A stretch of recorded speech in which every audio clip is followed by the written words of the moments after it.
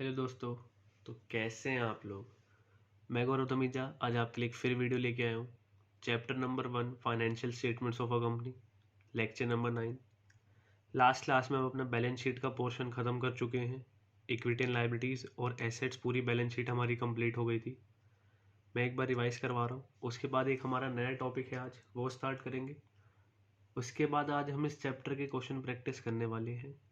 इस वीडियो को देखने से पहले अगर किसी भी बच्चे ने अपनी बैलेंस शीट का पार्ट रिवाइज नहीं कर रखा है, प्लीज़ उसको रिवाइज करके आओ, फिर इस वीडियो को देखना स्टार्ट करना, जब भी फ़ायदा होगा, वरना कोई फ़ायदा नहीं है इस वीडियो को देखने का। आज की क्लास में सिर्फ आप सिर्फ नोटिंग करते रह जाओगे, आपको कुछ पता नहीं होगा कि ऐसा हो रहा है तो क्यों हो रहा है, लॉजिक बिल्कुल नहीं पता होंगे। तो प्लीज़ बैलेंस शीट का पोर्शन, जो पूरी बैलेंस शीट है, जो नोट्स हैं, क्या क्या चीज़ें किस हेड के अंदर आती हैं, उसको रिवाइज करके आओ। उसके बाद इस लेक्चर को स्टार्ट कर दो। हमारी जो बैलेंस शीट होती है, पार्ट 1 शेड्यूल 3 ऑफ कंपनी से 2013 के अकॉर्डिंग दो पार्ट्स में डिवाइडेड है, इक्विटी एंड लाइबिलिटीज़ और एसेट्स। इक्विटी एंड लाइबिलिटीज़ के अपने 4 मेजर हेड हैं: share holders fund, share application money pending allotment, non current liabilities और current liabilities. Share holders fund के अपने 3 सब हेड: शेयर कैपिटल समझा रखा है, रिजर्व्स एंड सरप्लस 8 चीज़ें, money received against share warrants, इसका कोई सब हेड नहीं होता। फिर नेक्स्ट जो मेजर हेड आया वो आया share application money pending allotment. फिर आता है non current liability. Non current liability के अपने 4 मेजर हेड, मतलब 4 sub head. Long term borings, इनकी अपनी अलग चीज़ें आती है, जिसमें डिवेंचर्स, ये सब चीज़ें शो करते हैं हम।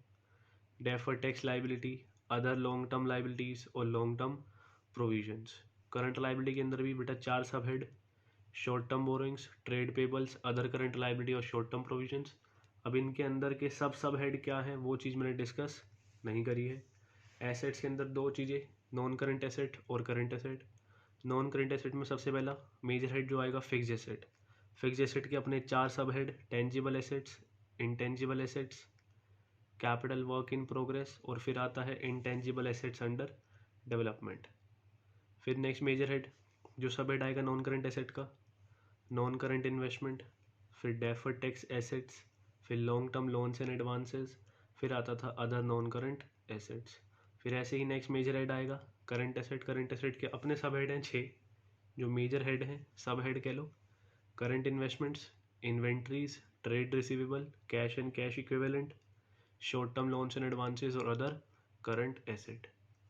एसेट्स और लाइबिलिटीज़ और इक्विटी एंड लाइबिलिटीज़ और एसेट्स के अलावा एक चीज़ और होती है, कंटिंजेंट लाइबिलिटीज़ एंड कमिटमेंट, जो हमारी बैलेंस शीट का पार्ट नहीं होता, मतलब बैलेंस शीट के अंदर कोई हेड या सब हेड नहीं है।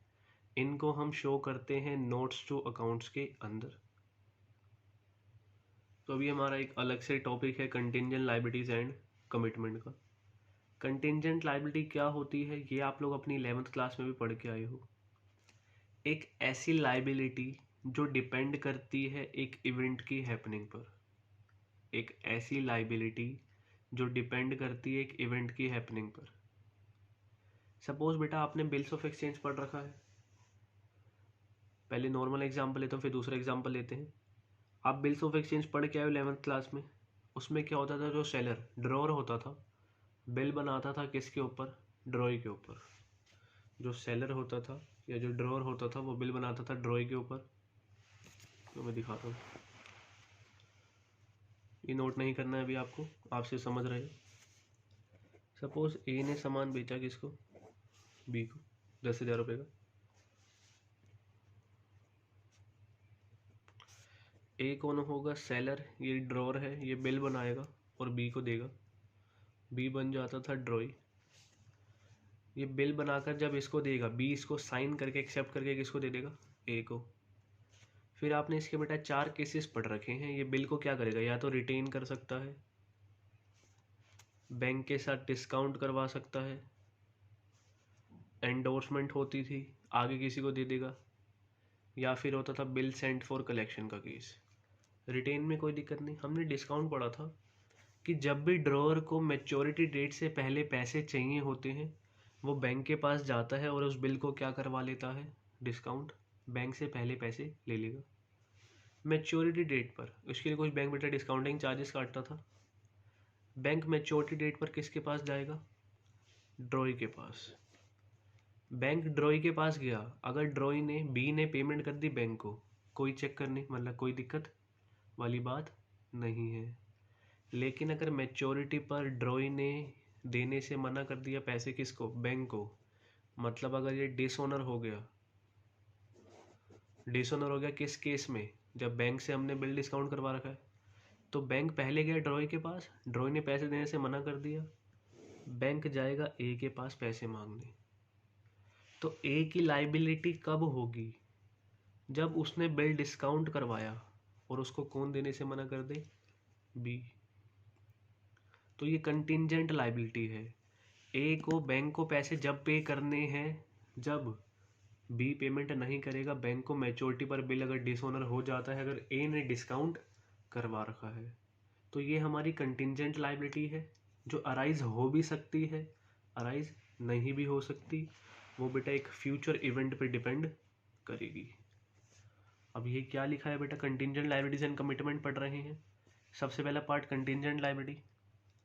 Contingent liabilities are those liabilities which may or may not arise, जो अराइज हो भी सकती है, अराइज नहीं भी हो सकती, because they are dependent on a event happening in future. जो किस पे डिपेंडेंट है? एक फ्यूचर इवेंट पे।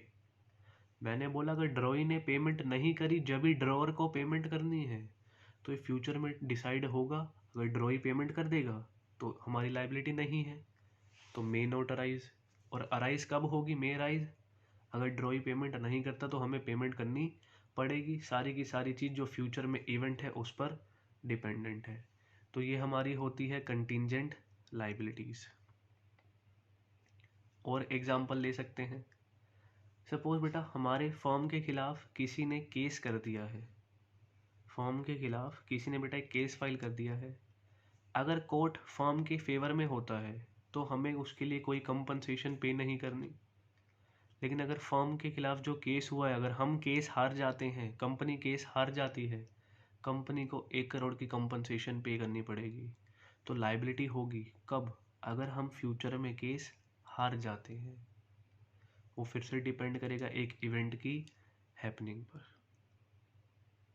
तो contingent liabilities are those liabilities which may or may not arise, which may or may not arise because they are dependent on a event happening in future. जो एक बेटा इवेंट के happening पर dependent है।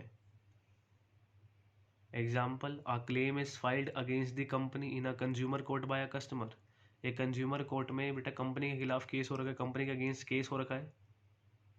The court में hold that the company at fault and में impose penalty. अगर company बेटा क्या आती है? डिफॉल्टर बन जाती है, तो कंपनी को पेनल्टी पे करनी पड़ेगी। इट में हैपन अदरवाइज ऑल्सो, क्या पता पे ना भी करनी पड़े। क्यों? अगर कंपनी केस जीत जाती है। अगर कंपनी के फेवर में डिसीजन आएगा तो कंपनी को पैसे नहीं देने, कंपनी के अगेंस्ट में डिसीजन आएगा तो पैसे देने हैं। पैसे कब देने हैं? जब अगेंस्ट में आएगा। तो वो आ भी सकता है, नहीं भी आ सकता। तो ये हमारी कंटिंजेंट लायबिलिटी का पार्ट है। तो बेटा साफ सीधी सी बात ये, whether the company has a liability or not is dependent on court order. Court के ऑर्डर पर डिपेंड करेगा, तो ये कंटिंजेंट लाइबिलिटी है। कंटिंजेंट लाइबिलिटी को हम बुक्स ऑफ अकाउंट्स में शो नहीं करते। Contingent liability is not recorded in the books of account but is disclosed in the notes to account. जो नोट्स टू अकाउंट्स आप बनाते हो जैसे शेयर कैपिटल वगैरह के, कैश एंड कैश क्या क्या चीज़ें आएंगी, तो ऐसे बेटा इसको एक अलग से कंटिंजेंट लायबिलिटीज एंड कमिटमेंट के एक नोट्स टू अकाउंट्स में हम इसको डिस्क्लोज करते हैं for the information of the users, ताकि इंफॉर्मेशन मिल सके किसको? यूजर्स को। तो कंटिंजेंट लायबिलिटी अलग से शो नहीं होगा। अब कंटिंजेंट लायबिलिटी के कुछ एग्जांपल देखो। सबसे पहला बिल वाली बात करी, bills receivable discounted from bank not yet due for payment. जो भी ड्यू नहीं हुए हैं पेमेंट के लिए, बैंक से डिस्काउंट करा लिया। अगर ड्रॉई ने पेमेंट नहीं करी फ्यूचर में तो पेमेंट हमें करनी पड़ेगी। Claims against the company not acknowledged as debt. Company के अगेंस्ट बेटा कोई भी क्या आ रखे हैं? क्लेम आ रखे हैं, लेकिन अभी कंफर्म नहीं है पैसा देना है नहीं देना। वो कोर्ट के केस वाली हमने बात पढ़ी। तो ये कंटिंजेंट लायबिलिटी है। ये चीज़ ध्यान रखना, जिसका नहीं हुआ है एक बार प्लीज़ इसको यहाँ पे वीडियो पॉज करके नोट कर सकते हो।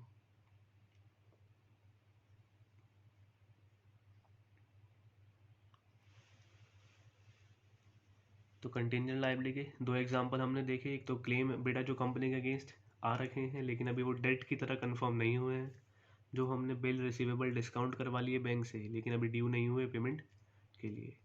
बेटा एक होता है प्रपोज डिविडेंड, ये मोस्ट इम्पोर्टेंट है, ये पेपर में बेटा काफ़ी बार आता है, तो ध्यान रखना ये प्रपोज डिविडेंड का पॉइंट इंपॉर्टेंट है। आप कैश फ्लो पोजीशन मतलब कैश फ्लो स्टेटमेंट पढ़ोगे उसमें भी आपका ये पॉइंट डिस्कस होगा। Propose dividend for the current year is also shown as contingent liability, इसको भी बेटा हम कंटिंजेंट लायबिलिटी की तरह शो करेंगे। प्रपोज का मतलब बेटा जो बोर्ड ऑफ डायरेक्टर्स ने प्रपोज करा है कि हम ये डिविडेंड डिक्लेयर करना चाह रहे हैं, पे करना चाह रहे हैं, लेकिन क्या होता है बेटा इसके लिए शेयर होल्डर्स की अप्रूवल चाहिए होती है, इसके लिए शेयर होल्डर्स की अप्रूवल चाहिए होती है। कई बार क्या होता है शेयर होल्डर्स बेटा जो डिविडेंड का अमाउंट है वो रिड्यूस कर देंगे, कई बार अमाउंट मना कर देते हैं कि कम पे करो, इतना डिविडेंड पे करने की कोई ज़रूरत नहीं है। तो कंटिंजेंट लायबिलिटी तरह हम प्रपोज डिविडेंड को क्यों शो करते हैं, क्यों, because it is subject to approval by the share holder who may reduce the amount of dividend to be paid। तो बेटा जो हमें डिविडेंड पे करना है तो शेयर होल्डर्स उस डिविडेंड को कम कर सकते हैं, तो ये प्रपोज डिविडेंड भी कंटिंजेंट लायबिलिटी होगा। जितना पे करना है, जितना बेटा डिविडेंड पे करना है, पेबल है अभी, प्रपोज कर रहे हैं, लेकिन ये सिर्फ ध्यान रखना करंट ईयर का होगा, लास्ट ईयर का नहीं होगा। करंट ईयर का जो भी डिविडेंड है प्रपोज डिविडेंड, फाइनल डिविडेंड नहीं, प्रपोज डिविडेंड, वो हमारा क्या होगा, कंटिंजेंट लायबिलिटी, क्योंकि बेटा अभी शेयर होल्डर से अप्रूवल आनी बाकी है। अगर उन्होंने अप्रूवल दे दी कि अमाउंट कम करना है तो कम पे करना पड़ेगा, नहीं तो जितना है उतना ही पे करना पड़ेगा। तो ये हमारा था कंटिंजेंट लायबिलिटी का कंसेप्ट। एक लास्ट आया other claims for which the company is contingently liable. बेटा कोई भी ऐसा केस जिसके लिए कंपनी कंटिंजेंटली लायबल है, एक इवेंट फ्यूचर इवेंट पे डिपेंड करेगी, वो आपको कोई भी केस बनाकर दे सकते हैं। तो कंटिंजेंट लायबिलिटी बैलेंस शीट में सेपरेटली शो नहीं होती, इसको हम नोट्स टू अकाउंट्स में डिस्क्लोज करते हैं ताकि जो यूज़र्स हैं अकाउंटिंग के, इंटरनल एक्सटर्नल यूज़र्स हैं, उसको इन्फॉर्मेशन को यूज़ कर सकें। तो कंटिंजेंट लायबिलिटी क्या है बेटा, वो लायबिलिटीज़ जो which may or may not arise. Contingent liabilities are those liabilities which may or may not arise because they are dependent, किस पर डिपेंडेंट है, on event happening in future, एक फ्यूचर इवेंट पे डिपेंडेंट है। अब इसमें क्या क्या चीज़ें आ सकती हैं, claims against the company not acknowledges that, company के अगेंस्ट क्लेम हो रखा, केस हो रखा है, अगर कंपनी केस हार जाती है जब ही पेमेंट करनी है वरना पेमेंट नहीं करनी है। बिल्स रिसीवेबल डिस्काउंट करवा ली, अगर ड्रॉ ही पेमेंट करने से मना कर दे, फिर ड्यू नहीं हुए मैच्योरिटी के लिए, मैच्योरिटी पर ड्रॉ ने पेमेंट देने से मना कर दिया, तो हमें ड्रॉअर को बेटा खुद से पेमेंट करनी पड़ेगी। प्रपोज डिविडेंड करंट ईयर का, ये मोस्ट इंपॉर्टेंट पॉइंट बताया मैंने आपको, ये भी हमारी कंटिंजेंट लायबिलिटी है। क्यों बेटा, शेयर होल्डर, एक हमारा AS4 होता है अकाउंटिंग स्टैंडर्ड 4, वो हमें नहीं पढ़ना, हमारे सिलेबस का पार्ट नहीं है, कभी रेलेवेंस आए तो AS4 के अकॉर्डिंग, अकाउंटिंग स्टैंडर्ड 4 के अकॉर्डिंग क्या है, शेयर होल्डर बेटा प्रपोज डिविडेंड को जो अमाउंट है वो कम भी कर सकते हैं, कई बार ज़्यादा भी करना पड़ता है, तो या जितना है उतना ही पे करना पड़ेगा, तो वो उस पर डिपेंड करेगा ज़्यादा करना है, कम पे करना है या उतना ही पे करना है, तो ये भी फ्यूचर में डिपेंड करेगा। और कोई भी क्लेम जिसके लिए बेटा कंपनी कंटिंजेंटली लायबल है, तो जिसका भी रहता है एक बार यहाँ पे वीडियो पॉज करके इसको नोट कर सकता है।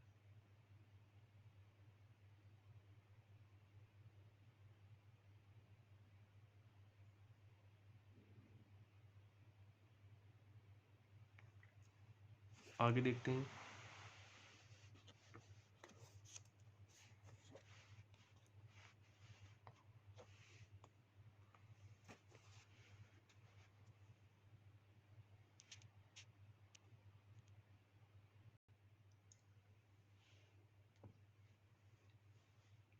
तो नेक्स्ट चीज़ बेटा जो आपकी आई वो क्या आई, कमिटमेंट।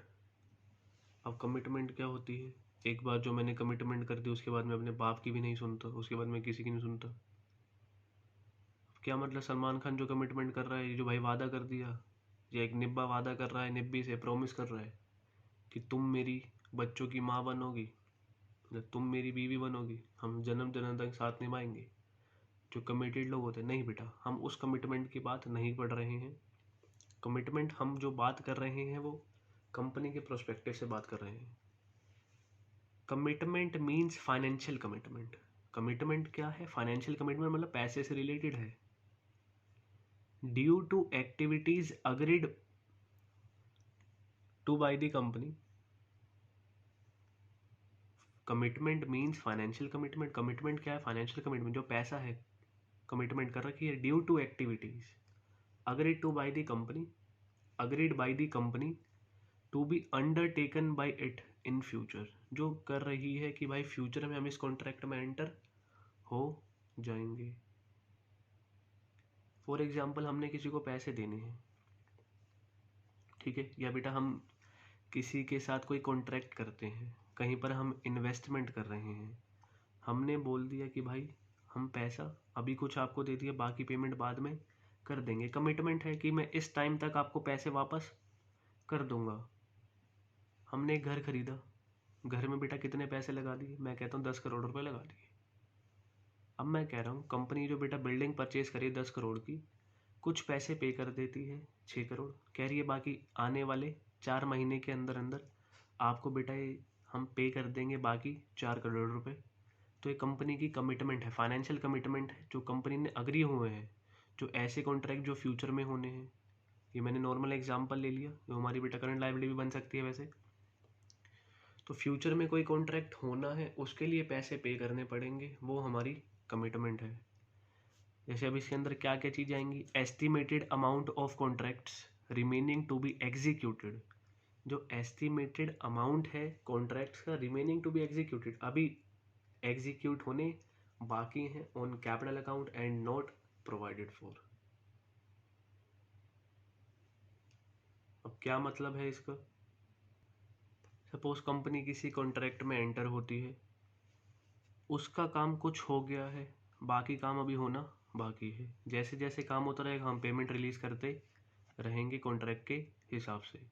तो एस्टिमेटेड अमाउंट, कुछ एक एस्टिमेटेड अमाउंट कॉन्ट्रैक्ट का रिमेनिंग टू बी एग्जीक्यूटेड, अभी एग्जीक्यूट होने बाकी हैं, अभी कंप्लीट नहीं हुए बेटा किसी कैपिटल अकाउंट पर जिसकी हमने कोई रिकॉर्ड नहीं कर रखा, पेमेंट अभी पूरी नहीं कर रही। जैसे अदर इन्वेस्टमेंट्स पार्टली पेड, जैसे मैंने एग्जांपल लिया बेटा वो 6 करोड़ 4 करोड़ वाला। Uncalled liability on shares. Uncalled liability क्या होती है? जो पैसा नहीं मांगा बेटा, जो शेयर होल्डर्स की लाइबिलिटी होती है वो लिमिटेड होती है up to the amount unpaid on the shares held by the share holder of a company. तो एक शेयर होल्डर जितने भी शेयर्स होल्ड करता है उसकी फेस वैल्यू तक उसकी लाइबिलिटी है, जितने में उसने बेटा वो परचेज करा है। 10 रुपये में से 8 रुपये पे कर दिए तो 2 रुपये पे नहीं करे, कंपनी ने मांगे नहीं, तो अनकॉल्ड लाइबिलिटी ऑन शेयर्स। जो अनकॉल्ड लाइबिलिटी है किसके ऊपर? शेयर्स पे, या कोई भी अदर इन्वेस्टमेंट जो पार्टली पेड है जिसकी हमने अभी पेमेंट पूरी नहीं करी है। उसके बाद आया अदर कमिटमेंट्स, कुछ आ जाती हैं नेचर टू बी स्पेसिफाइड, जिसका नेचर स्पेसिफाइड होना चाहिए। तो कमिटमेंट क्या है बेटा? वो फाइनेंशियल कमिटमेंट जो ड्यू हुई है बेटा किस एक्टिविटीज़ की वजह से, जो कंपनी ने एंटर कर ली है, अंडरटेक कर ली है, लेकिन वो होगी कब? अभी नहीं, फ्यूचर में। कोई भी एस्टिमेटेड अमाउंट है कॉन्ट्रैक्ट का जो बेटा अभी एग्जीक्यूट होना बाकी है कैपिटल अकाउंट पर। कोई भी अनकॉल्ड लाइबिलिटी शेयर्स पर, मतलब जिसकी पेमेंट अभी करनी बाकी है, पैसा ही नहीं मांगा, तो कंपनी का लॉस होगा, कुछ भी होगा, कंपनी बेटा पैसा मांग सकती है। तो जो अनपेड अमाउंट होगा, जब शेयर होल्डर की लाइबिलिटी लिमिटेड होती है, बात पता है आप लोगों को, तो जो भी अनपेड अमाउंट होगा हमें सिर्फ वही पे करना है, इसके अलावा कुछ पे नहीं करना। और कोई भी अदर कमिटमेंट, इसको यहीं पे पॉज कर सकते हो और एक बार इसको नोट कर सकते हो। अब जो हम आगे क्लास में देखने वाले हैं वो बेटा इस चैप्टर के कुछ क्वेश्चंस देखेंगे जो पेपर में आपके सामने आ रखे हैं, वो भी दिखाऊंगा, जो नहीं आ रखे वो भी करेंगे। लास्ट क्लास में भी कुछ हमने इलस्ट्रेशंस करी थी, तो आज की क्लास मोस्ट इम्पोर्टेंट क्लास है, क्योंकि पेपर का पैटर्न क्या है, क्या चीज़ें पूछी जाएंगी, वो आज हम देखने वाले हैं। नेक्स्ट पेज टर्न कर रहा हूँ मैं।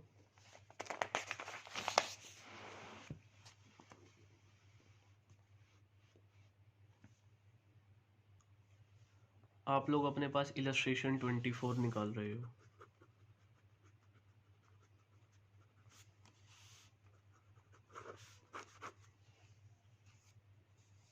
अब ये बेटा पेपर में ऐसे ही क्वेश्चन आएंगे, 3 मार्क्स के, 4 मार्क्स के, 1 मार्क का भी आ सकता है। तो 4 मार्क्स के ज़्यादा चांसेस रहते हैं इस चैप्टर में से इस टाइप के क्वेश्चन जो है। इलस्ट्रेशन 24 पेज नंबर है 1.35। Give the heads under which following items are shown in companies balance sheet as per schedule 3 part 1 of the companies act 2013। बेटा गिव दी हेड्स, हेड बताने हैं। हेड का मतलब है मेन हेड, कि किस हेड के अंदर ये शो होंगे ये जो आइटम्स हमें गिवन है कंपनीज एक्ट में, कि जो बेटा शेड्यूल 1 है, शेड्यूल 3 है, पार्ट 1 कंपनीज एक्ट की जो बैलेंस शीट है उसके अकॉर्डिंग हेड बोले हैं हम। बेटा सब हेड भी देख लेंगे। सबसे पहले कॉलम मैंने बनाया सीरियल नंबर का, उसके बाद मैंने यहाँ पे लिखा item, serial number, item, main head. हमें हेड पूछा गया है तो बेटा हमें मेन हेड ही बताना है। सब हेड बेटा हम अपनी तरफ से खुद बता रहे हैं, क्वेश्चन में नहीं पूछा है हमसे।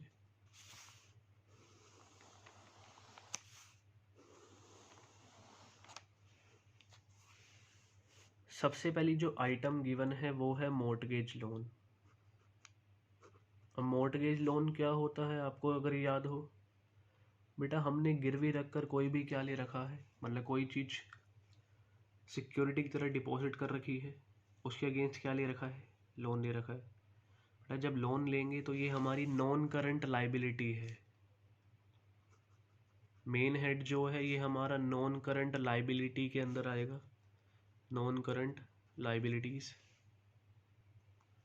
आपको याद हो नॉन करंट लाइबिलिटी के 4 सब हेड होते थे, long term borrowings, deferred tax liabilities, other long term liabilities और long term provision. Long term borrowings क्या था बेटा, कंपनी ने जो भी पैसा ले रखा है बेटा, बोरो कर रखा है, लोन ले रखा है, वो डिबेंचर से ले, किसी बैंक से ले। बेटा मॉर्टगेज गिरवी रखेगी तो बैंक वगैरह से ही लोन ले रखा है, बैंक लोन भी हो सकता है, टर्म लोन भी बोल सकते हैं। तो ये जो सब हेड होता था बेटा ये तो आएगा, देखो जो हम शो करते हैं वो करते हैं लॉन्ग टर्म बोरिंग्स के अंदर, जो सब हेड आएगा वो है लॉन्ग टर्म बोरिंग्स, लेकिन जो मेन हेड है वो आएगा आपका नॉन करंट लाइबिलिटी का। कैसे देख लेना बेटा, सपोज बैलेंस शीट बनाते हो, अगर नॉन करंट लाइबिलिटी दिखा रहे हो, नॉन करंट लाइबिलिटी का एक वो बनेगा हेड लॉन्ग टर्म बोरोइंग। इसका अगर नोट बनाते हो तो इस नोट्स में लॉन्ग टर्म बोरोइंग के अंदर यहाँ पर आप क्या लिख के आओगे, मॉर्टगेज लोन, ये अमाउंट यहाँ पर आएगा आपका नोट्स के अंदर। नॉन करंट लाइबिलिटी शो करते हो long term borrowing, long term borrowing का अगर नोट बना के जो दिखाओगे यहाँ पर दिखाओगे मॉर्टगेज लोन। तो मॉर्टगेज लोन का जो सब हेड है वो आएगा लॉन्ग टर्म बोरिंग्स, और मेन हेड ये बेटा हमारा नॉन करंट लाइबिलिटी के अंदर शो होगा। नेक्स्ट पार्ट हमें गिवन है पेटेंट्स। सर पेटेंट्स तो इनटेंजिबल एसेट्स होते हैं। हाँ सर। सर अब ये जो इनटेंजिबल एसेट है करंट एसेट तो नहीं है, ये हमारे फिक्स्ड एसेट होते हैं। फिक्स्ड एसेट 2 टाइप के, एक टेंजिबल और एक इनटेंजिबल। और सर ये जो आते हैं ये तो नॉन करंट एसेट के अंदर आते हैं, क्योंकि नॉन करंट एसेट के अंदर एक सब हेड आता है फिक्स्ड एसेट। फिक्स्ड एसेट के अपने 4 सब हेड होते थे बेटा, अगर आपको याद हो। कौन कौन से, tangible assets, intangible assets, capital work in progress और इंटेंजिबल एसेट्स अंडर डेवलपमेंट। तो ये जो सब हेड है ये पेटेंट्स बेटा ये आते हैं इनटेंजिबल एसेट्स के अंदर। तो ये जो सब हेड होगा वो तो हो गया fixed assets, intangible assets. Fixed assets के अंदर कौन सा वाला पार्ट बेटा, इंटेंजिबल एसेट्स। और ये जो इसका मेन हेड होगा जिसके अंदर शो होगा वो होगा नॉन करंट एसेट्स। जब तक आपको बैलेंस शीट का एक एक चीज़ याद नहीं होगी आपसे ये क्वेश्चन सोल्व नहीं होंगे, ये चीज़ ध्यान रखना।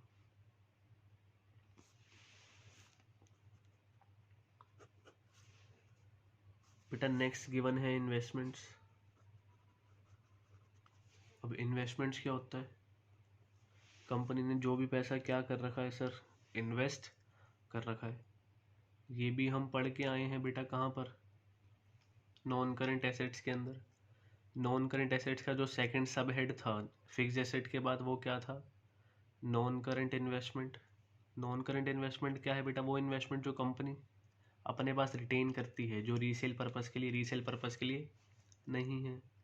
और इसमें हमने कुछ 8 चीज़ें पढ़ी थी, investment in property, investment in equity instruments, preference shares, government और ट्रस्ट सिक्योरिटीज, डिवेंचर और bonds, mutual funds, partnership firms और other investment nature to be specified. तो ये जो इन्वेस्टमेंट है इसका मेन हेड भी क्या है, नॉन करंट एसेट्स, और इसका जो सब हेड होगा वो होगा नॉन करंट इन्वेस्टमेंट। ये हमारी एजम्पशन है, करंट इन्वेस्टमेंट नहीं है, सिर्फ इन्वेस्टमेंट बोले, मैं इसको नॉन करंट इन्वेस्टमेंट एज्यूम कर रहा हूँ।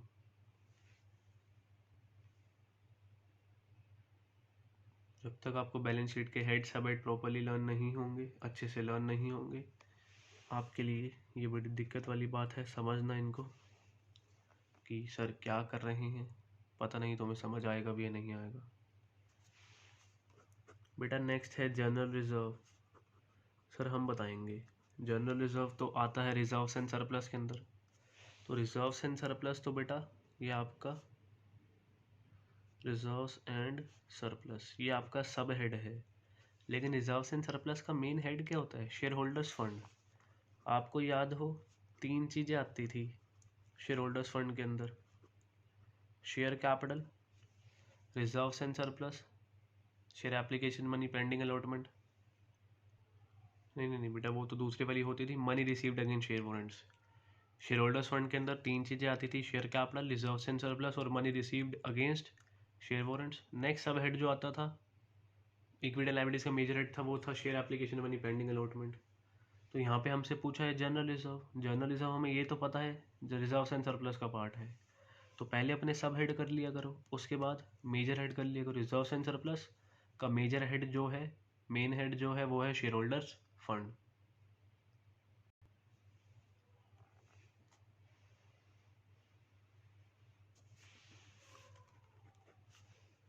जो नेक्स्ट है वो है बिल्स रिसीवेबल।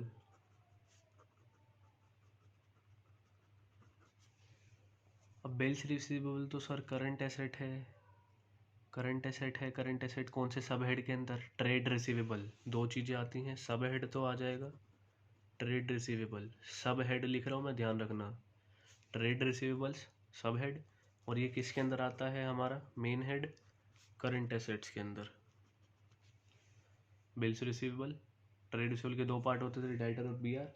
बिल्स रिसीवेबल तो ट्रेड रिसीवेबल सब हेड, मेजर हेड जो है वो हो जाएगा करंट एसेट्स।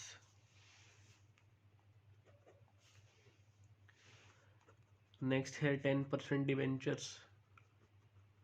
कंपनी जो भी पैसा बेटा बोरो करती है लॉन्ग टर्म लोन के लिए, sorry long term borings, long term borings के अंदर हमारी 5 चीज़ें आती थी। तो ये सब हेड जो है वो आएगा लॉन्ग टर्म बोरोइंग्स, और मेन हेड बेटा ये डिवेंचर हमारी नॉन करंट लाइबिलिटी होती है, तो मेन हेड आ जाएगा हमारी नॉन करंट लाइबिलिटीज।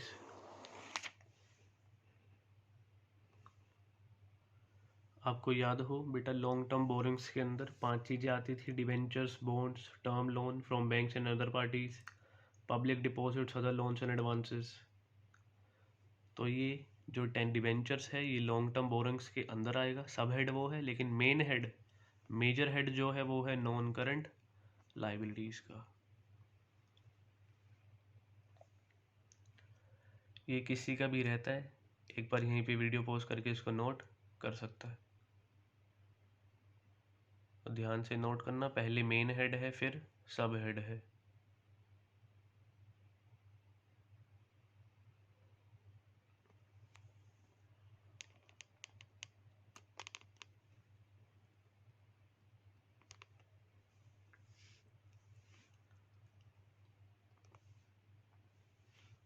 नेक्स्ट हम करने वाले हैं इलस्ट्रेशन 28, 2014 का क्वेश्चन है।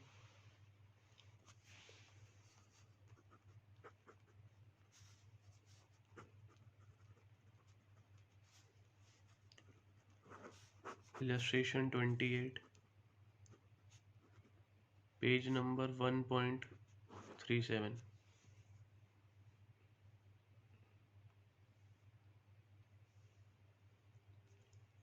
अंडर विच सब हेड, बेटा सब हेड पूछा है, ध्यान रखना। Will the following items be placed in the balance sheet of a company as per revise schedule 6 part 1 of the companies act 1956। पुराना क्वेश्चन है तो schedule 3 part 1 of companies act 2013।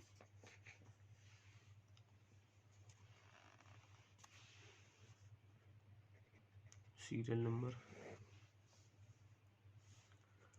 Items,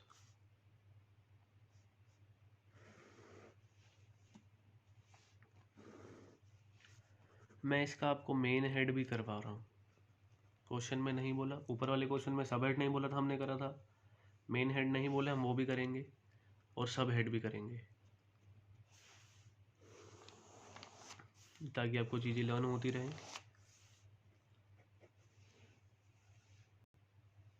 सबसे पहली चीज़ जो आपको बोल रखी है वो है कैपिटल रिजर्व। कैपिटल रिजर्व याद हो तो बेटा, कैपिटल रिजर्व ऐसा रिजर्व है जो भी नॉन रेकरिंग नेचर की ट्रांजैक्शंस होती हैं उस पर जो भी प्रॉफिट्स होगा वो हम कैपिटल रिजर्व में ट्रांसफ़र करते हैं। तो इसका जो सब हेड आएगा बेटा वो तो आएगा रिजर्व्स एंड सरप्लस।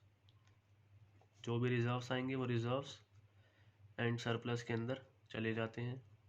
और इसका मेजर हेड जो आता है, मेन हेड, वो होता है शेयर होल्डर्स फंड। ये जैसे भी हम ऊपर उसका पढ़ के आए थे जनरल रिजर्व का, सेम वही चीज़ है। Main head share holders fund, क्योंकि शेयर होल्डर्स फंड के अंदर ही क्या आता है, सब हेड उसका है रिजर्व्स एंड सरप्लस। तो main head share holders fund और सब हेड आ जाएगा रिजर्व्स एंड सरप्लस। नेक्स्ट है बॉन्ड्स। बॉन्ड्स एक कंपनी की नॉन करंट लाइबिलिटी होती है। मेन हेड आएगा नॉन करंट लाइबिलिटीज। और मैंने आपको पढ़ाया था अभी बेटा, जैसे डिवेंचर्स है, ये डिवेंचर्स पढ़े थे, 5 चीज़ें बताई थी, debentures, bonds, term loan from banks and other parties, public deposits और अदर लोन्स एंड एडवांसेस। ये शो होते हैं कहाँ पर, लॉन्ग टर्म बोरिंग्स के अंदर।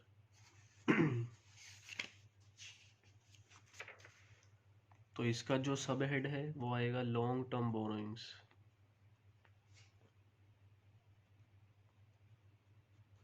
सारी चीज़ें मैं आपको समझाकर आ चुका हूँ, बार बार याद करवा रहा हूँ ताकि याद आ जाए, ये चीज़ हम पढ़ चुके हैं पहले भी। तो capital reserve, share holders fund, main head, sub head, reserves and surplus, bonds का sub head, long term borings, और कहाँ पर मेन हेड है बेटा, नॉन करंट लाइबिलिटीज। नेक्स्ट है लोन्स रीपेबल ऑन डिमांड। देख लेना ढंग से, लोन्स रीपेबल ऑन डिमांड, बेटा डिमांड पे रीपेबल है। ये हमारा सब हेड जो होता था वो होता था शॉर्ट टर्म बोरिंग्स, जो शॉर्ट टर्म के लिए क्या कर रहे हैं, बोरो कर रहे हैं। और शॉर्ट टर्म बोरिंग्स के अंदर बेटा और चीज़ें, बैंक ओवरड्राफ्ट, कैश क्रेडिट आता था, लोन्स फ्रॉम अदर पार्टी जो पे करने होते थे within 12 months from the date of loan, deposits, other loans and advances. और इसका जो मेन हेड होता था वो होता था करंट लाइबिलिटीज़। अब डिमांड पे रीपेबल है तो कभी भी मांग सकते हैं, तो ये इसका सब हेड होगा शॉर्ट टर्म बोरिंग्स, और मेजर हेड हो जाएगा, मेन हेड हो जाएगा current liabilities.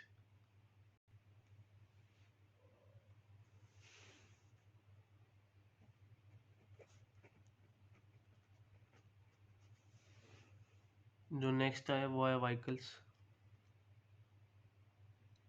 Vehicle current, non current, सोचो। मेन हेड है वो आएगा बेटा नॉन करंट एसेट, और ये फिक्स्ड एसेट है और व्हीकल को छू भी सकते हैं, तो फिक्स्ड। सब हेड जो आएगा वो आएगा फिक्स्ड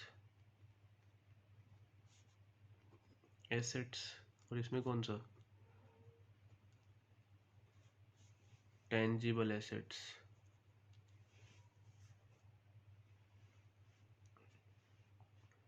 व्हीकल बेटा non current asset major head हो जाएगा,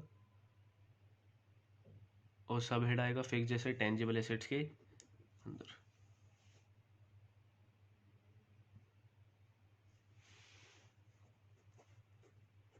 नेक्स्ट गिवन है गुडविल। गुडविल का मेन हेड, ये भी नॉन करंट एसेट ही रहने वाला है। जैसे अभी हम ऊपर पेटेंट्स पढ़ के आए थे, और ये इसमें बस बेटा फिक्स्ड एसेट। फिक्स्ड एसेट में कौन सा पार्ट, इनटेंजिबल एसेट्स।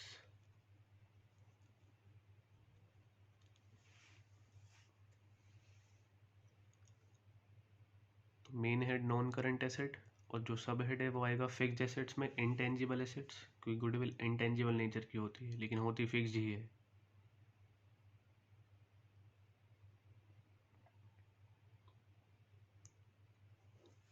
और ये हमारा CBSE 2014 का क्वेश्चन है।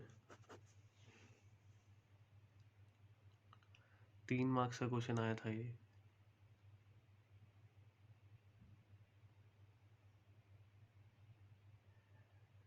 किसी का रहता है तो एक बार वीडियो पॉज करके यहाँ पे नोट कर सकता है।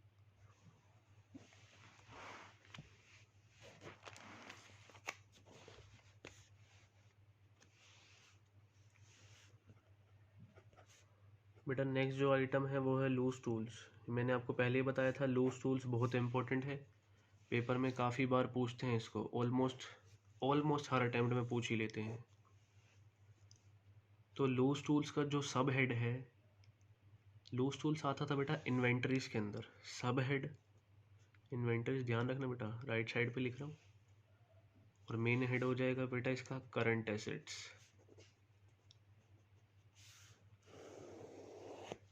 इसी के साथ ये क्वेश्चन समाप्त हुआ। नमस्कार।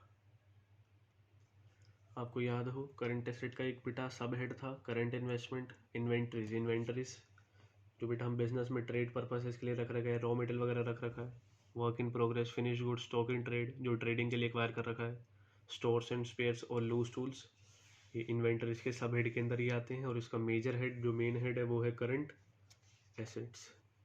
ये जब आप लोग क्वेश्चन कर रहे हो कोशिश करो कि आप इसके आंसर खुद से दे पाओ, मेरे बोलने से पहले। सर ये लिखने वाले हैं, आपको खुद ही पता होने चाहिए। तो ये हो गया होगा। नेक्स्ट हम कर रहे हैं इलस्ट्रेशन 33।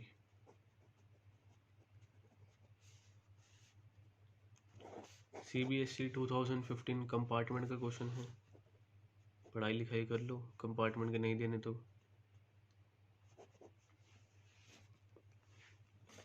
नहीं तो बेटा तुम्हारे पेपर में भी आ सकते हैं।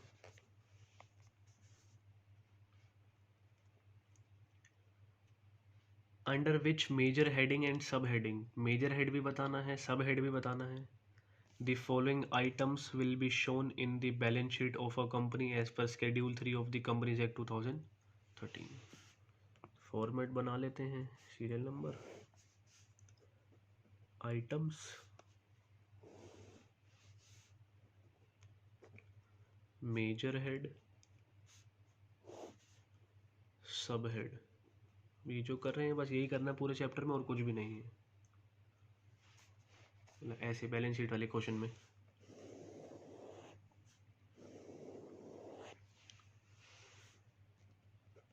सबसे पहला जो पूछा गया है बैंक ओवरड्राफ्ट। बैंक ओवरड्राफ्ट क्या होता है, जितना भी बैंक में बैलेंस पड़ा है उससे ज़्यादा अगर हम लिमिट से ज़्यादा विड्रॉ कर लेते हैं तो ये हमारी एक करंट लाइबिलिटी होती है। मेजर हेड जो आएगा वो करंट लाइबिलिटीज़ के अंदर आता है। लेकिन करंट लाइबिलिटीज़ के अंदर किस चीज़ें, ये आता है बेटा शॉर्ट टर्म बोरिंग्स के अंदर।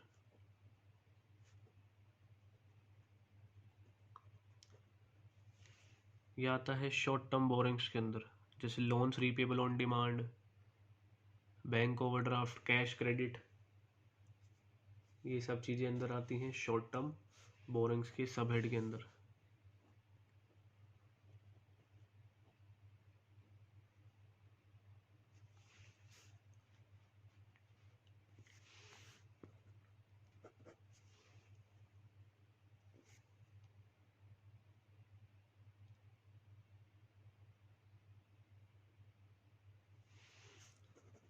नेक्स्ट पॉइंट आया checks in hand. Checks in hand बेटा आपको याद हो एक चीज़ पढ़ाई थी, कैश एंड कैश इक्विवेलेंट। ये कैश एंड कैश इक्विवेलेंट बेटा करंट एसेट्स के अंदर आता है। मेजर हेड करंट एसेट जो कैश है, कैश के बराबर है, तो इसका सब हेड आ जाएगा कैश एंड कैश इक्विवेलेंट्स। इसके अंदर cash balance, bank balance, cheque in hand, draft on hand, ये सब कैश एंड कैश इक्विवेलेंट के अंदर आएगा। Short term marketable securities.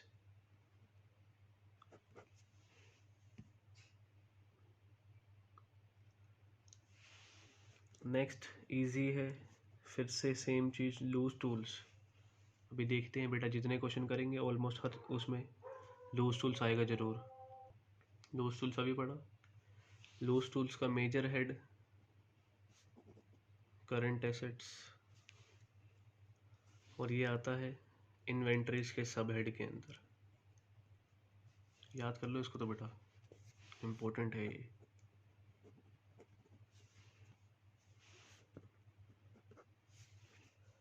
Last है लॉन्ग टर्म प्रोविजंस। अब लॉन्ग टर्म प्रोविजन ही गिवन है, कोई नाम नहीं गिवन।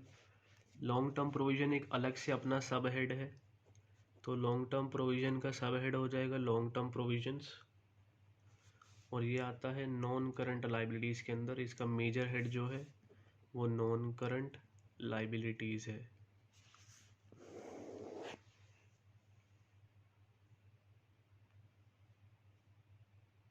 बैंक ओवरड्राफ्ट का मेजर हेड करंट लाइबिलिटी और sub head short term borings. Checks in hand आपको पता है करंट एसेट है और कैश इन कैश इक्विवेलेंट है। लूज टूल्स करंट एसेट है, इन्वेंटरीज के अंदर आएगा, इंपॉर्टेंट है।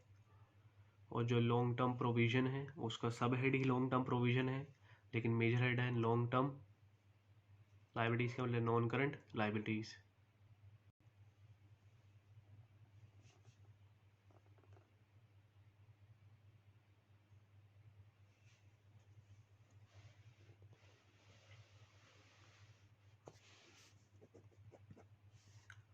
किसी का रहता है तो एक बार वीडियो पोस्ट करके नोट कर लेना। नेक्स्ट हम कर रहे हैं illustration number 35।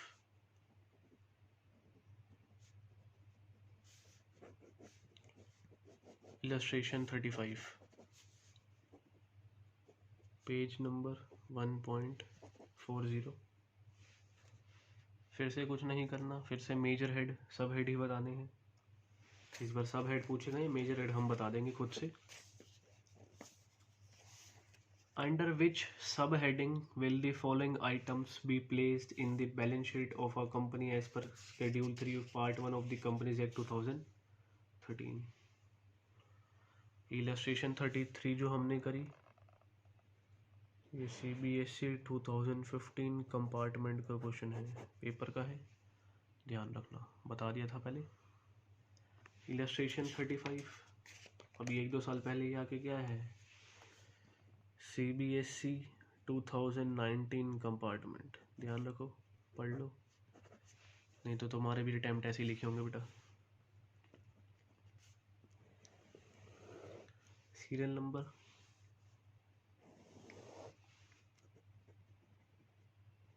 Items, major head पूछा नहीं है लेकिन हम खुद बताएंगे, और सब हेड हमसे सिर्फ सब हेडिंग पूछी है, मेजर हेड हम खुद बता देंगे।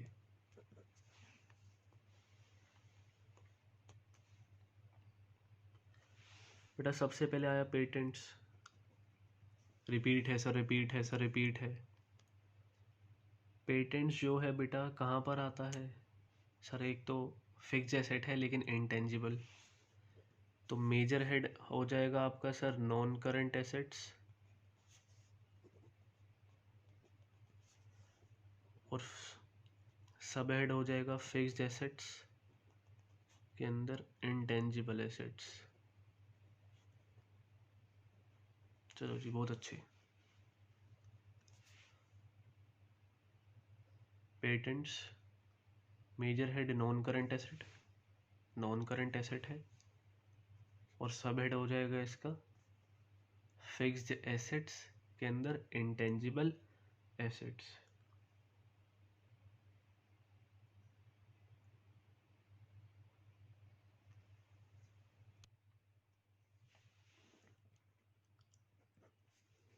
नेक्स्ट पॉइंट जो हमारे पास आया वो आया अनपेड डिविडेंड। अनपेड डिविडेंड क्या है बेटा? जो भी हमें डिविडेंड पे नहीं करा, जो शेयर होल्डर्स ने अभी क्लेम नहीं करा है। कंपनी की बेटा ये करंट लाइबिलिटी होती है, तो इसका जो मेजर हेड है वो आएगा करंट लाइबिलिटीज के अंदर, लेकिन जो इसका सब हेड है वो आता है अदर करंट लाइबिलिटीज के अंदर।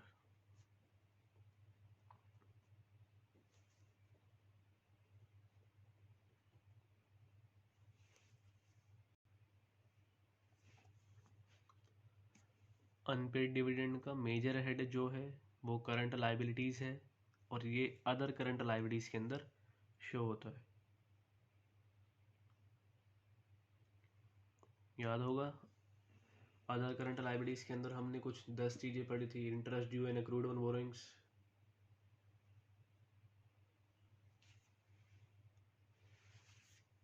interest accrued but not due on borrowings, interest accrued and due on borrowings, interest income received in advance, current maturity of long term debt, unpaid dividend जो डिक्लेयर हो गए लेकिन बेटा अभी शेयर होल्डर्स ने claim नहीं करा, तो ये अदर करंट लाइबिलिटी के सब हेड के अंदर आएगा, और इसका मेन हेड है करंट लाइबिलिटीज।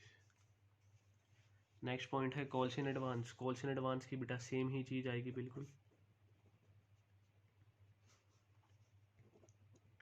जब भी कोई शेयर होल्डर एडवांस में हमें पैसा पे कर देता है, किसी भी इंस्टॉलमेंट पे कर देता है, एप्लीकेशन पर ओवर सब्सक्रिप्शन है, जब भी वो केस हो सकता है, तो सेम ही चीज मेजर हेड करंट लाइबिलिटीज और सब हेड आएगा आपका other current liabilities.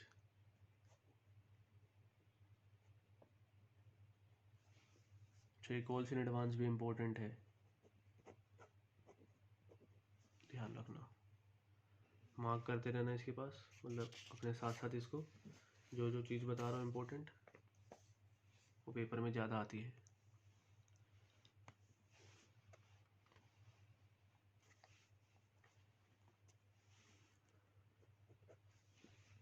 Next part जो गिवन है चेक्स इन हैंड।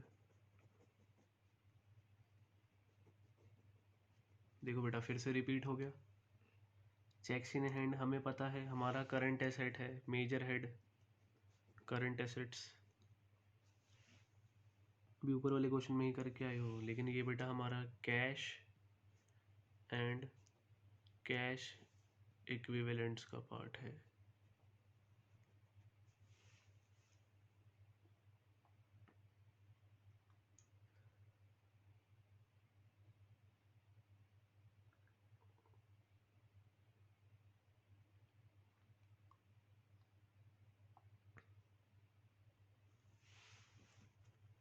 तो चेक्स इन हैंड फिर से रिपीट हुआ, करंट एसेट और मेजर हेड करंट एसेट और sub head cash and cash equivalent.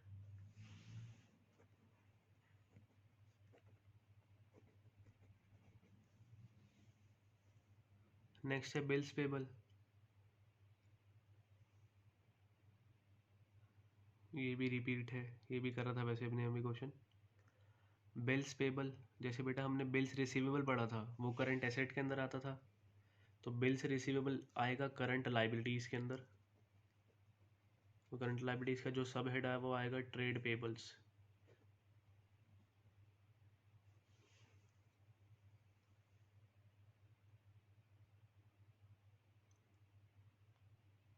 जैसे बिल्स रिसीवेबल पढ़ा था वो करंट एसेट होता है, तो बिल्स पेबल करंट लाइबिलिटीज का पार्ट है, और सब हेड आता है ट्रेड पेबल जिसमें क्रेडिटर्स और बिल्स पेबल शो होते हैं।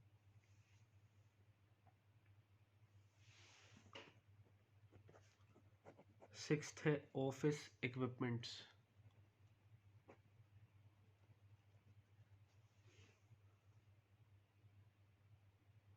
ऑफिस इक्विपमेंट है, ये जो मेजर हेड है ये आएगा non current assets.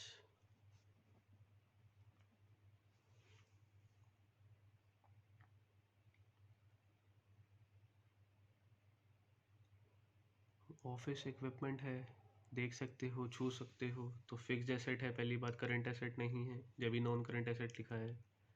Fixed asset के अंदर ये आएगा टेंजिबल एसेट्स।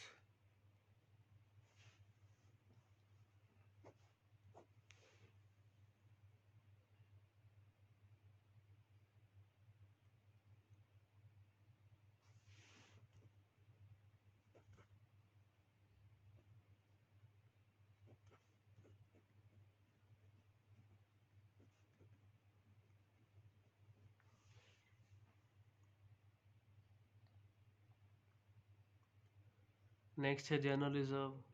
सर रिपीट है, सर रिपीट है। मेजर हेड आता है शेयर होल्डर्स फंड और सब हेड आता है रिजर्व्स एंड सरप्लस। तो रिजर्व्स एंड सरप्लस मेजर सब हेड और शेयर होल्डर्स फंड सब मेजर हेड। एक लास्ट है पब्लिक डिपॉजिट। पब्लिक डिपॉजिट बेटा हमारी नॉन करंट लाइबिलिटी होती है। ये हमारा लॉन्ग टर्म बोरिंग्स के अंदर शो होता है। मैंने भी आपको बताया था लॉन्ग टर्म बोरिंग्स के अंदर डिवेंचर्स, पब्लिक डिपॉजिट्स, बॉन्ड्स, ये सारी चीज़ें आती हैं। तो ये आएगा लॉन्ग टर्म बोरोइंग्स सब हेड और ये आ जाएगा non current liabilities. Public deposits का जनरली पैसा बेटा कंपनी को 3 साल तक के लिए मिलता है। जब भी कंपनी डायरेक्टली बेटा पैसा रेज करती है पब्लिक से, उसको बोलते हैं पब्लिक डिपॉजिट्स।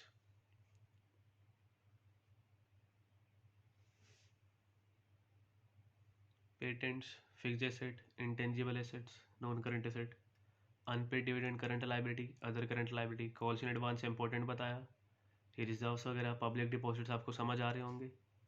तो जितने क्वेश्चन पढ़ोगे, जो जो बेटा चीज़ें रिपीट हैं वो आपका इम्पोर्टेंट ही है।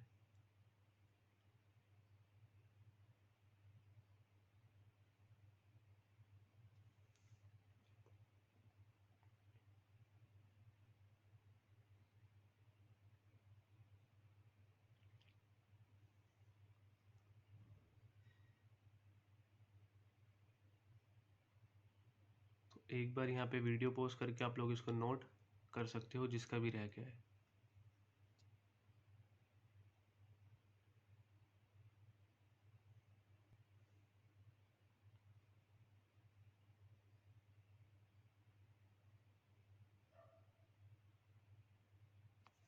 मैं नेक्स्ट पे टर्न कर रहा हूँ।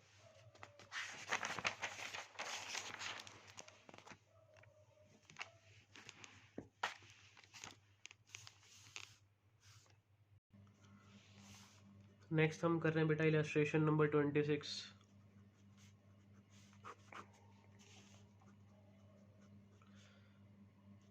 Page number 1.36। एक फॉर्मेट पहले ही बना लेते हैं, क्वेश्चन पढ़ने से पहले पता ही है करना है। आइटम्स,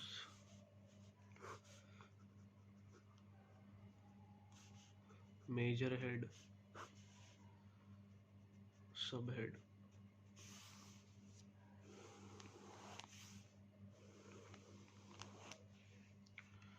देखते हैं बेटा, under which head and sub heads, मतलब बेटा मेजर हेड सब हेड बताने।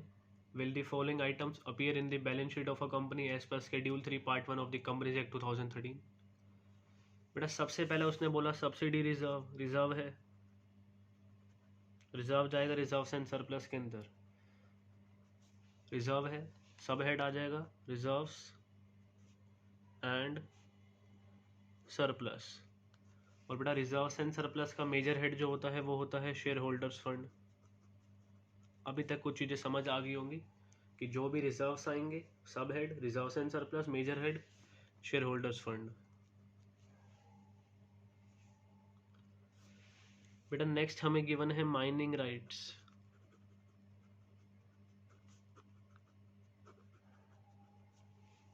पहले क्वेश्चन कंप्लीट हो जाए फिर नोटिंग कर सकते हो, पोज करके एक बार समझ जरूर लो। लेकिन पहले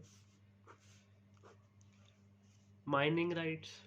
अब माइनिंग राइट्स तो अगर याद हो बेटा, ये हमारा इंटेंजिबल एसेट है। इंटेंजिबल एसेट तो फिक्स्ड एसेट के अंदर ही आएगा। सब हेड होगा फिक्स्ड एसेट। फिक्स्ड एसेट्स में कौन सा? इंटेंजिबल, चलो नीचे लिख देता हूँ, इंटेंजिबल एसेट्स। फिक्स्ड एसेट्स के अंदर इंटेंजिबल एसेट्स। और बेटा मेजर हेड हो जाएगा हमारा non current assets. Major head हो जाएगा हमारा non current assets. Third, provision for doubtful debt. Provision for doubtful debts, ये टॉपिक हमने लास्ट क्लास में ही कवर करा था। प्रोविजन फॉर डाउटफुल डेट्स को शो करने के बेटा दो तरीके होते हैं। एक तो हम शॉर्ट टर्म प्रोविजन के अंदर दिखा सकते हैं और डेटर्स को ग्रॉस वैल्यू पर शो कर सकते हैं, नहीं तो डेटर्स को नेट वैल्यू पर शो करना है तो उसमें से डिडक्शन दिखा सकते हैं। तो मेजर हेड बेटा प्रोविजन फॉर डाउटफुल डेट्स। अब डेटर के अंदर से माइनस होगा, याद होगा ट्रेड रिसीवेबल होता था, ट्रेड रिसीवेबल में debtors minus provision plus bills receivable. तो मेजर हेड आएगा करंट एसेट्स, क्योंकि ट्रेड रिसीवेबल करंट एसेट्स के अंदर आएगी। और ये कैसे शो होगा? As deduction from trade receivables.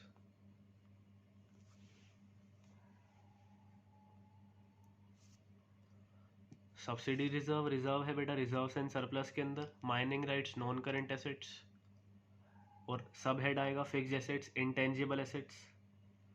और प्रोविजन फॉर डाउटफुल डेट्स दो तरीके हैं बेटे, बोलता बेटा ज़्यादा बेटर तरीका सेकंड वाला है, करंट एसेट्स मेजर हेड और डिडक्शन बेटा ट्रेड रिसीवेबल। डेटर में से जाएगा, अब डेटर बेटा ट्रेड रिसीवेबल का पार्ट है, उसके अंदर शो होते हैं, तो as deduction from trade receivables.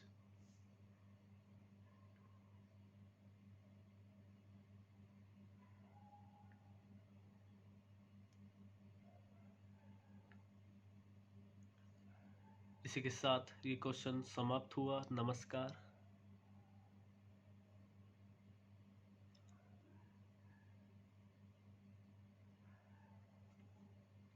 जिसका भी रहता है एक बार वीडियो पॉज करके इसको नोट कर सकते हो।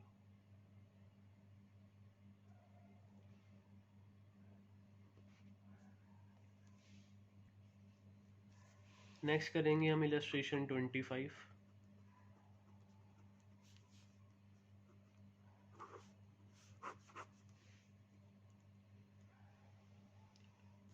फिर से एक बार पहले ही कॉलम बना लेते हैं। सीरियल नंबर, आइटम,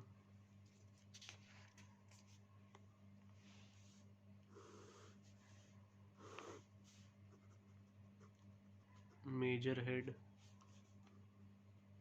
सब हेड।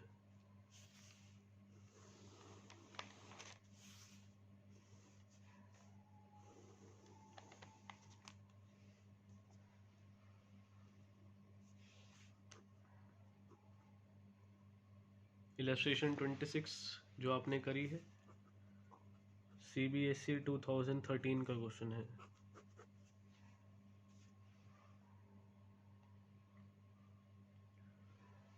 इलस्ट्रेशन 25 कर रहे हो, ये पेज नंबर 1.35 पे है। ये भी CBSE 2013 का क्वेश्चन है।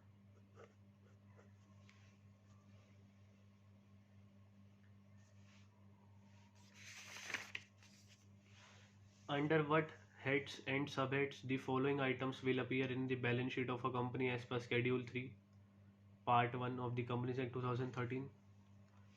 बेटा सबसे पहले गिवन है टैक्स रिजर्व। रिजर्व है, मेजर हेड आपको पता है कौन सा? Reserves and surplus. Reserves and surplus जो होता है, major head share holders fund.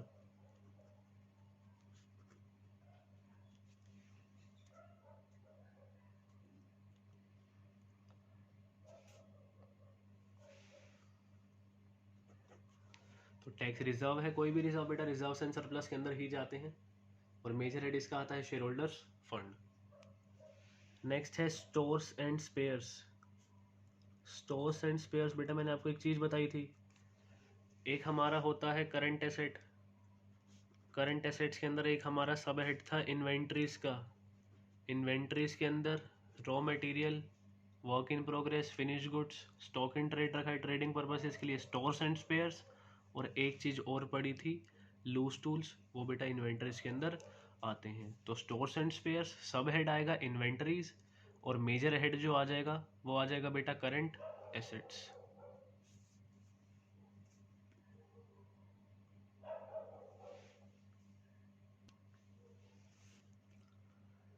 Next बेटा मोस्ट इंपॉर्टेंट मार्क करना, premium on redemption of debentures. Premium on redemption of debentures, ये मोस्ट इंपॉर्टेंट मार्क कर लेना, काफ़ी बार आता है पेपर में।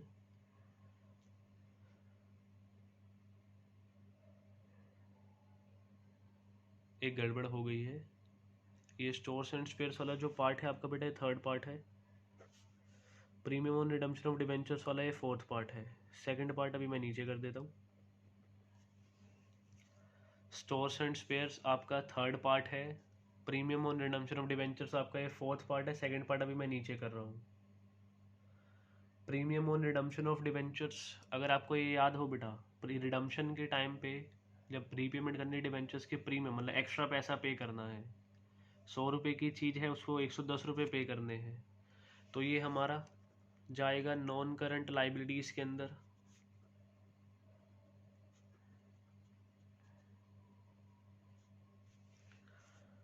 ये जाएगा नॉन करंट लाइबिलिटीज़ के अंदर, और ये जाता था बेटा अदर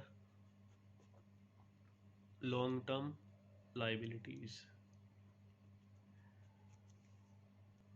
आपको याद हो अदर लॉन्ग टर्म लाइबिलिटीज़ के अंदर क्या क्या आता था बेटा, वो लाइबिलिटीज़ जो बाकी सारी लाइबिलिटीज़ के अंदर नहीं आती वो अदर लॉन्ग टर्म लाइबिलिटीज़ के अंदर आएगी। जैसे trade payable, sundry creditors, bills payable जो इंक्लूड होते हैं ट्रेड पेबल के अंदर, जो 12 महीने के बाद पे करने हैं, या कोई भी अदर्स, उसमें बेटा ये चीज़ें आ जाती थी अदर लॉन्ग टर्म लाइबिलिटीज़ में। जो भी प्रीमियम पे करना है रिडम्पशन ऑफ डिवेंचर्स पर, अगर डिवेंचर्स लॉन्ग टर्म लाइबिलिटी के अंदर शो, लॉन्ग टर्म बोरिंग के अंदर शो हो रहे हैं, रिडम्पशन बेटा टाइम पर जब प्रेफरेंस शेयर्स की होती है तो उन पर भी हमें कई बार प्रीमियम पे करना पड़ता है।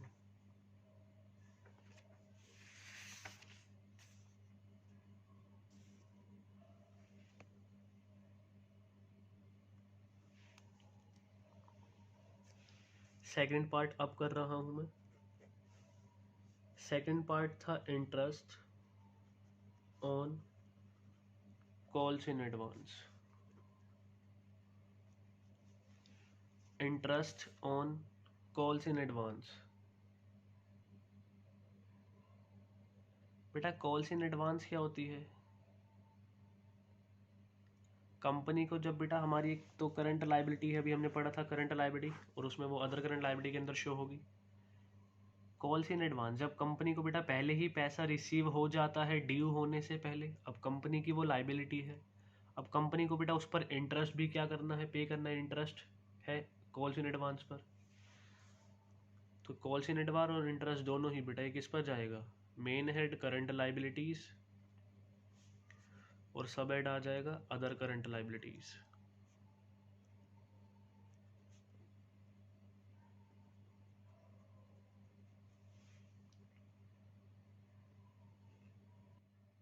तो ध्यान रखना, कॉल्स इन एडवांस हो चाहे interest on calls in advance हो, मैं पीछे इंपॉर्टेंट लिखवा के आया हूँ कॉल्स इन एडवांस को, इसको भी इंपॉर्टेंट मार्क कर सकते हो।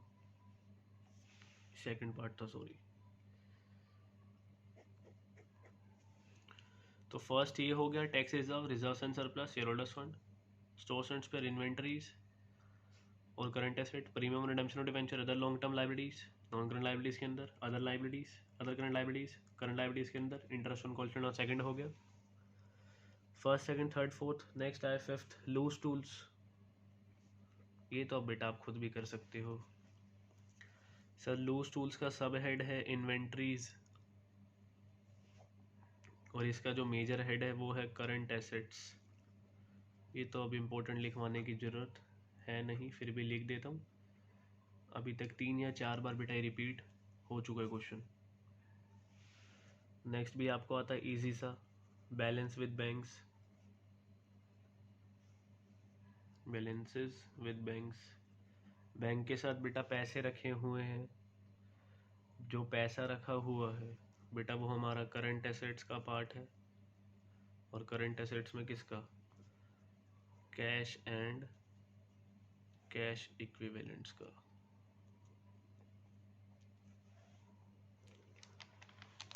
इसी के साथ ये क्वेश्चन समाप्त हुआ। नमस्कार।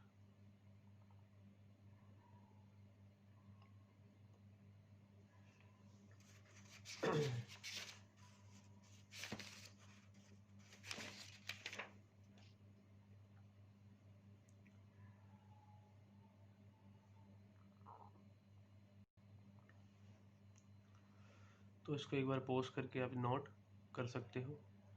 आपके 2 क्वेश्चन होमवर्क में हैं। बैक क्वेश्चन 22 आपका होमवर्क है, बैक क्वेश्चन 22 और बैक क्वेश्चन 29 दोनों ही पेपर के क्वेश्चन हैं। एक 2016 कंपार्टमेंट, एक 2017। ये आपके दोनों क्वेश्चन होमवर्क में होंगे।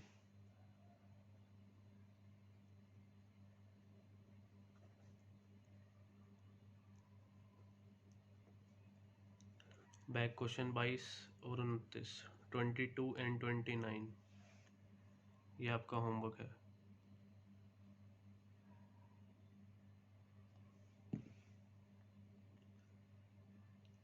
ठीक है जी, आज की वीडियो यहीं ख़त्म करते हैं। वीडियो को लाइक करना मत भूलना, चैनल को सब्सक्राइब करना मत भूलना। खुदा हाफिज़।